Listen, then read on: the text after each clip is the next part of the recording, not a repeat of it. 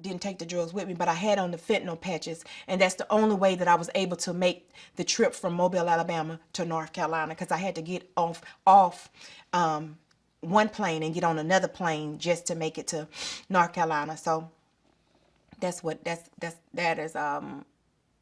trip was horrific. It was hard. I was withdrawing. I was sweating. I was crying. I was afraid, and but I made it. So I had patches everywhere. So she told me, she said, well, you're going to have to get searched. We're going to take off all your clothes. I said, well, I have patches everywhere. She was like, excuse me. I said, well, I have drug patches everywhere. I have on fentanyl patches all over my body. She said, okay, we'll take all of those. I said, okay. And so that day, I had to, the strip search was different. It was awful. It was awful. You take off all your clothes and they check you, and it's like checking into prison. It's like checking into jail.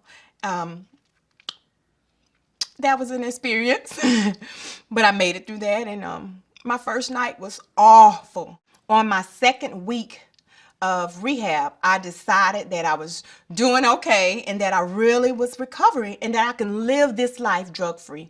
And I had like 8 prescriptions in the top of my closet, tucked away in an old purse. I had medication under the carpet. I had medication in my pantry. I had medication in my attic. So I called my husband and I told him where everything was. I told him I had medicine in the pantry, in the attic, under the rugs, in the top of my purse, get all those prescriptions and tear them up. I didn't want to do it but once. I didn't want to have to leave my family and my children. I didn't want to do that but one time in my life. And so I made a decision that I would do everything, because I'm an A-type personality. If I'm 100 in or 0, that I was going to give it my very best shot. And I did. I gave it my very best shot. I tell everybody that it was the best and worst of times. It was the worst of times because I lost a lot. But it was the best of times because I learned how strong I was.